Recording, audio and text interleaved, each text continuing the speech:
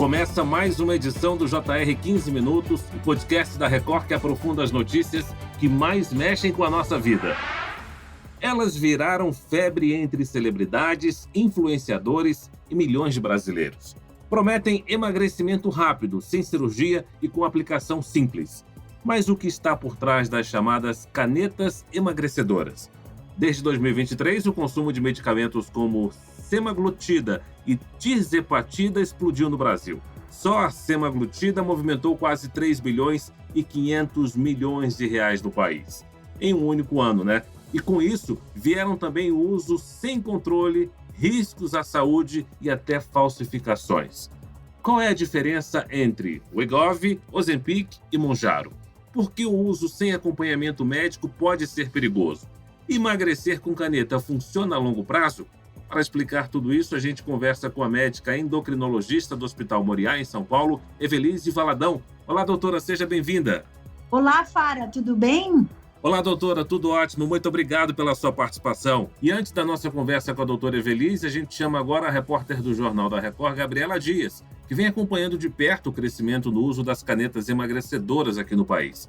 Ô, Gabriela, a gente não pode dizer que o Brasil lidera o consumo global desses medicamentos porque não há pesquisa que comprove isso. Mas o fato é que o país viu um crescimento acelerado no uso dessas canetas nos últimos anos. O que explica esse boom tão rápido por aqui? Oi, Fara. Olá, doutora Evelise. É verdade, viu? Não dá para afirmar que o Brasil está entre os maiores consumidores do mundo, porque não existe um levantamento internacional que permita que a gente faça essa comparação direta. Mas o que os dados nos mostram é que o uso de canetas como Ozempic, Wegovy e Mounjaro disparou por aqui, principalmente a partir de 2023. O que impulsionou esse fenômeno foi uma combinação de fatores, viu? O apelo estético, a promessa de emagrecimento rápido, a influência de redes sociais e celebridades e até o acesso facilitado em algumas farmácias e sites, mesmo quando o uso não é indicado. Bom, a facilidade de aplicação e o marketing em torno desses medicamentos acabaram contribuindo também para essa popularização que foi tão rápida. Doutora, aproveitando esse contexto, o que é que mudou nos últimos anos para que os medicamentos que eram usados só para o tratamento do diabetes passassem a ser tão procurados para emagrecimento? Os estudos, iniciais desses medicamentos mostraram que eles eram efetivos para diabetes. E a longo prazo, também esses estudos mostraram que eles facilitavam o emagrecimento do paciente pelo seu próprio mecanismo de ação, que tem uma ação de retardamento do esvaziamento gástrico. Então, ele aumenta a saciedade do paciente, diminuindo o apetite, e ao mesmo tempo ele ajuda a liberação de insulina pelo pâncreas, e isso ele funciona ajudando também no tratamento do diabetes. Doutora Evelise, o que explica o crescimento tão rápido no uso dessas chamadas canetas emagrecedoras aqui no país, especialmente a partir de 2023? A gente pode considerar uma mudança de paradigma no tratamento da obesidade ou é mais um fenômeno de moda médica, vamos dizer assim? Não, a gente pode considerar sim, porque essas canetas, elas são super seguras do ponto de vista renal, cardiovascular. Elas trazem diminuição de mortalidade, além de perda de peso e melhora do diabetes. O grande problema são as pessoas que não precisam delas, que precisam perder 2, 3 quilos e acabam usando. A caneta ela é indicada para pacientes obesos, pacientes com sobrepeso, com comorbidade, com diabetes. Não é indicada para uma pessoa que precisa perder 2, 3 quilos. E essa pessoa que precisa perder 2, 3 quilos, doutora, a gente sabe que o certo é fazer exercício, é procurar mudar a alimentação, é conversar com o médico. Mas essas pessoas que precisam perder 2, 3 quilos e usam esse medicamento, qual tipo de efeito colateral que pode surgir nocivo à saúde? Então, na verdade, a caneta, se você não segue uma dieta regulamentada, você vai ter os efeitos colaterais, que são vômito, diarreia, dor abdominal, dor de cabeça. E o principal que a gente fala para esses pacientes que não precisam, que precisariam de dieta e exercício, como você bem falou, é o efeito rebote. Quando eles param de usar a caneta, eles vão ter uma fome maior e eles acabam ganhando mais peso do que eles precisavam emagrecer. Agora, doutora, esses medicamentos, conforme a senhora disse, foram desenvolvidos para tratar a diabetes tipo 2. Qual é o mecanismo que também os torna eficazes para a perda de peso? Então, ele, na verdade, ele é um hormônio, que é o GLP-1, né, e o GIP, no caso do Mounjaro. Esse hormônio, ele vai ser liberado no intestino na presença de alimento. Então, como eu falei, o que ele faz? Ele retarda o vaziamento gástrico. Então, ele dá mais saciedade para o paciente e acaba inibindo o apetite. E, ao mesmo tempo, tem alguns estudos que mostram que ele tem uma ação central no cérebro, aumentando a saciedade também. Ô, doutora, quais são as principais diferenças entre esses medicamentos que são mais populares? Por exemplo, Ozempic, o Wegovy e Mounjaro. Também o que dizem os estudos comparativos mais recentes sobre a eficácia e a segurança desses remédios? Olha, o Ozempic, ele é a mesma coisa que o Wegovy. Só que o Wegovy tem mais opções de caneta, ele tem mais opções de dosagem, que é a semaglutida. E esses estudos, né, com a semaglutida, eles mostram perda de peso de 15%, redução de hemoglobina glicada, né, que é o marcador da diabetes, e redução de risco cardiovascular, proteção renal. Então, como eu falei, são medicamentos muito seguros do ponto de vista cardiovascular. Já o Mounjaro, né, que chegou esse mês, ele já tem a ação de 2 hormônios, que é o GLP-1 e o GIP. Então, ele tem uma ação mais forte, pensando em termos de esvaziamento gástrico e aumento de saciedade, pensando lá no cérebro. E o Mounjaro, os estudos dele mostraram perda de peso de 20% na dose máxima. Doutora, em quais casos o uso dessas canetas, então, é realmente indicado clinicamente? Existe um perfil específico do paciente ideal para esse tipo de tratamento? Existe, né? Existe. Eu vou te falar que abrange muita gente. Abrange os diabéticos, abrange os obesos, abrange os sobrepesos que têm comorbidades, hipertensão, colesterol, diabetes. Envolve também os cardiopatas, porque ele tem uma proteção cardiovascular. Então, é o que eu te falei, ele é um medicamento muito seguro e eficaz para quem realmente precisa dele. Doutora Evelise, quais são os efeitos colaterais mais comuns e os mais graves associados ao uso dessas canetas? Quais sintomas devem ser considerados um alerta para interrupção imediata? Assim, do Ozempic, né, e o Wegovy, a gente pode falar náusea, vômito, dor abdominal, mas geralmente isso acontece quando o paciente não segue uma dieta que a gente orienta, que tem que ser uma dieta pobre em gordura, pequena quantidade de carboidrato, com mais proteína, mais fibra, mais ingestão de água. E tem pacientes, né, que às vezes não respeitam isso e acabam passando mal. Na maioria dos casos, os pacientes que seguem a dieta e aí fazem o acompanhamento médico, eles evoluem muito bem. No caso do Mounjaro, ele é um medicamento mais potente.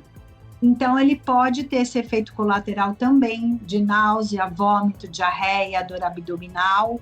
Às vezes pode ter quadro de alergia, inchaço nas mãos, inchaço nas pernas. Quando for assim, já faço contato com o médico que está fazendo o acompanhamento.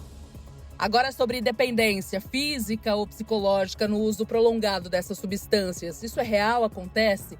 Pacientes relatam dificuldade para parar o tratamento? Eu vou te falar que, na verdade, para o obeso e para o diabético, a gente indica esses medicamentos a longo prazo e até para o resto da vida, com estudos comprovando eficácia e segurança.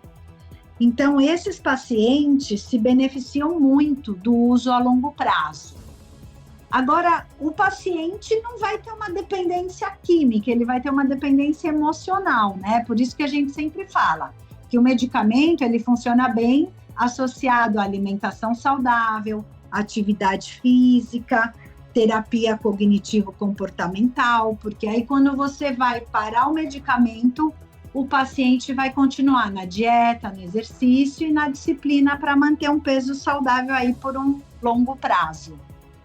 Doutora Evelise, a Anvisa decidiu tornar obrigatória a retenção da receita médica para a venda de medicamentos como o Ozempic, o Wegovy e o Saxenda, uma tentativa de conter esse uso indiscriminado desses produtos, como a gente vê em muitos casos por aí. Como é que a senhora avalia a atuação da Anvisa nessa situação? Eu avalio que essa atuação foi excelente e demorou um pouco para acontecer, porque chegou fase que pacientes que estavam precisando da medicação não achavam na farmácia por conta do excesso de consumo. O laboratório não estava conseguindo fabricar as canetas para a venda desses pacientes. Então, como é uma medicação injetável, eu acredito que tenha sim que ter prescrição médica e acompanhamento médico. Aliás, tem crescido o mercado ilegal desses medicamentos.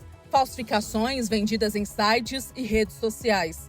Quais os riscos do uso dos produtos falsificados e como identificar um golpe?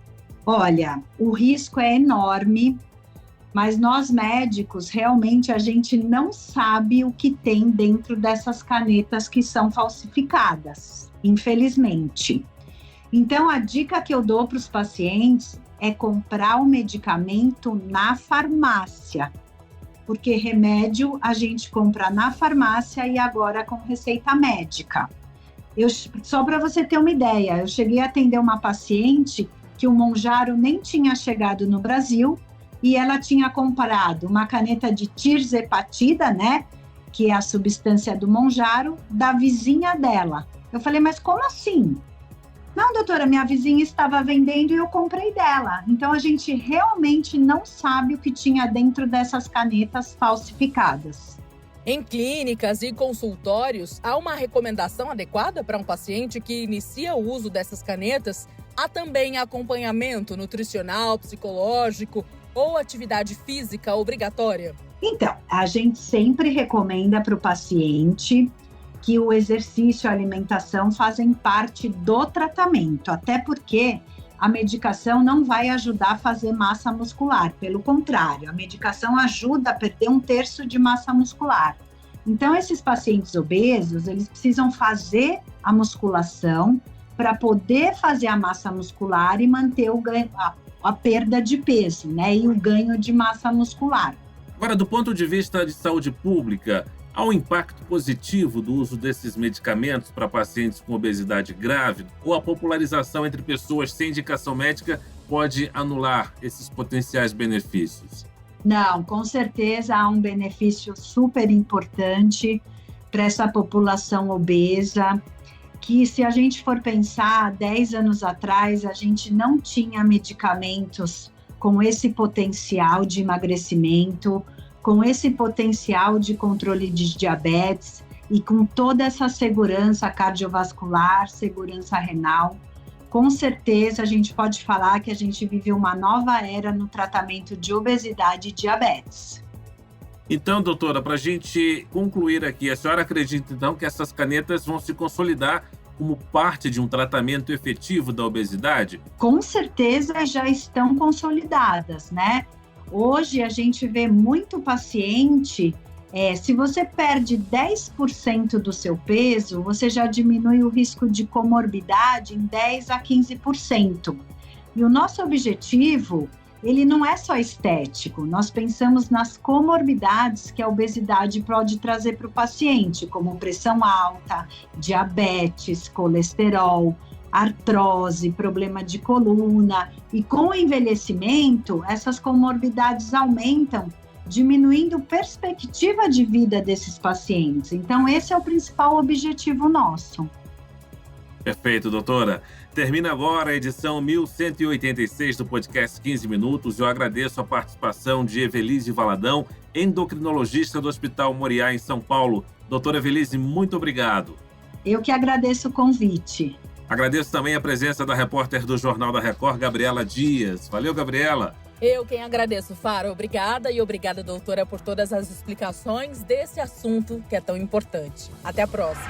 Esse podcast contou com a produção de David Bezerra e das estagiárias Amanda Fusita, Isabela Santos e Yasmin Logrado. Sonoplastia de Diego Marcondes. Coordenação de conteúdo Deni Almeida. Direção editorial Tiago Contreira. Vice-presidente de jornalismo Antônio Guerreiro. Você pode acompanhar o JR 15 Minutos no portal r7.com, nas redes sociais do Jornal da Record e nas plataformas de streaming. Até o próximo episódio.